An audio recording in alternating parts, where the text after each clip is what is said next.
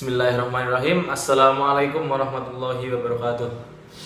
Innal hamdalillah nahmaduhu wa nasta'inuhu wa nastaghfiruh wa na'udzu billahi min shururi anfusina wa min sayyiati a'malina. May yahdihillahu fala mudilla lahu wa may yudlil fala hadiyalah.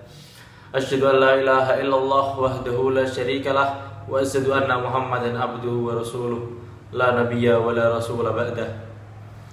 Qala Allah ta'ala fi kitabihil karim. A'udzu billahi minasyaitonir rajim. Sayaqulus sufaha'u minan nasi ma wallahum an qiblatihimul lati kanu 'alaiha. Qul lillahil masyriq wal maghrib yahdi may yasha'u ila siratim mustaqim.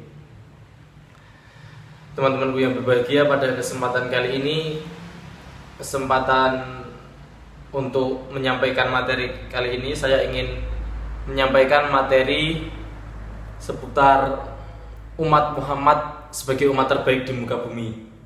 Allah berfirman dalam surat Ali Imran ayat 110, A'udzubillahi minasyaitonir rajim.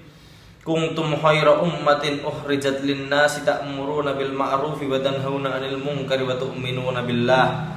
Yang artinya, kalian adalah umat yang terbaik yang dilahirkan untuk manusia, menyuruh kepada yang ma'ruf dan mencegah dari hal-hal yang mungkar dan beriman kepada Allah.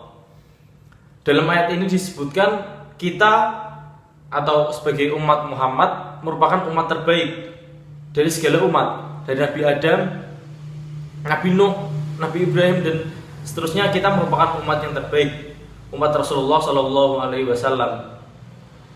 Di dalam awalan ayat tadi Allah menyebutkan kita adalah umat yang terbaik. Lalu pada ayat selanjutnya, pada kalimat di ayat selanjutnya Allah menjelaskan kita sebagai umat Muhammad menyeru pada yang ma'ruf dan mencegah dari hal-hal yang mungkar.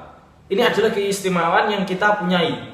Ketika Allah menyebut kita sebagai umat terbaik, Allah pun menyeru kita bukan hanya untuk menerima apa-apa yang disampaikan Rasul, tapi kita pun bisa menyampaikan lagi ke orang lain untuk menyeru kepada yang ma'ruf, untuk menyeru kebaikan yang telah kita ketahui dari ilmu-ilmu agama.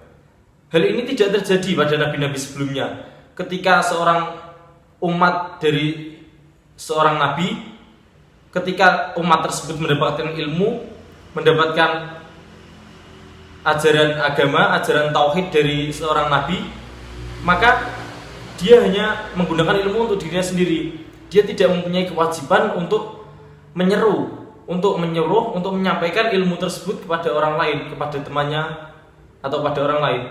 Dan dia pun tidak punya kewajiban untuk melarang orang lain untuk berbuat yang tidak sesuai dengan ketauhidan tersebut. Maka disinilah keistimewaan kita. Amar ma'ruf nahi mungkar merupakan hal yang wajib. Tapi di sini kita bukan wajib fardu ain, bukan, tapi merupakan fardu kifayah. Yang artinya ketika seseorang dari sebagian umat Muhammad telah melakukannya, maka gugurlah kewajiban dari sebagian yang lain.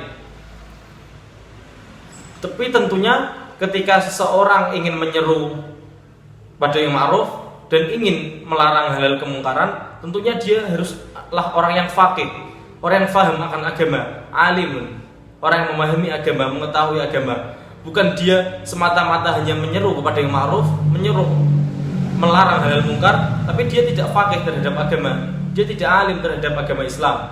Ma'ruf dalam arti di sini adalah hal-hal kebaikan yang disukai oleh Allah, yang diperintahkan oleh Allah, yang apabila kita melakukannya, maka kita mendapat kebaikan, rahmat dari Allah. Dan mungkar adalah kebalikannya. Ketika kita melakukannya, Allah murka terhadap kita. Itu hal yang Allah larang untuk kita lakukan. Begitulah mungkar. Jadi ketika orang, yang saya ulangi, ketika orang ingin amar ma'ruf nahi mungkar, syarat awal adalah dia harus faqih, dia harus paham tentang agama Islam. Tidak bisa semata-mata dia menyeru. Tentu kita sebagai umat Muhammad, sebagai umat terbaik yang diberi keistimewaan Allah, tentu kita harus bersyukur.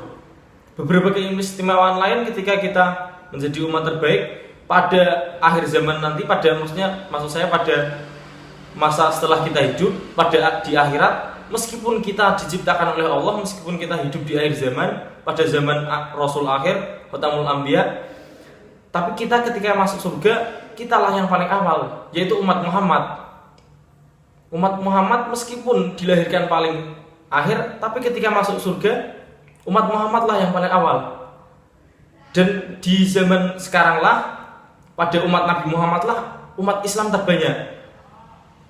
Tapi ketika ada pertanyaan, kenapa pada zaman sekarang orang umat Islam banyak, tapi juga banyak yang cuman Islam KTP, beragama Islam tapi masih membuka aurat, beragama Islam tapi masih meninggalkan sholat. Itu pun juga dijelaskan dalam Al-Quran. Pada surat Al-Waqi'ah, Allah berfirman, a'udzubillahi minasyaitonirrajim, tsulatum minal awwalina wa qalilum minal akhirin. Dan banyak dari golongan-golongan awal dan sedikit dari golongan-golongan akhir. Yang dimaksudkan di sini adalah yang masuk surga. Meskipun pada zaman-zaman dahulu, zaman awal, pada zaman kenabian awal, tidak begitu banyak orang yang masuk Islam, tapi banyak yang masuk surga. Dibandingkan pada zaman sekarang ketika banyak orang-orang berbondong mulai masuk Islam, mau beragama Islam, tapi hanya segelintir orang, hanya sekelompok orang, hanya sedikit orang yang dapat masuk Islam. Allah pun telah menjelaskan, bahkan ketika Al-Quran belum selesai diturunkan semuanya, Allah telah menjelaskan hal tersebut, dan buktinya hal tersebut memang terjadi. Seperti itulah tentang keistimewaan kita sebagai umat Muhammad.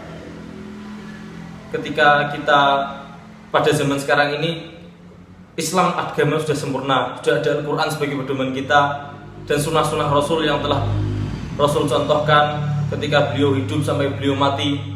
Kita sebagai umatnya tinggal amar ma'ruf nahi mungkar dan melaksanakannya dengan baik.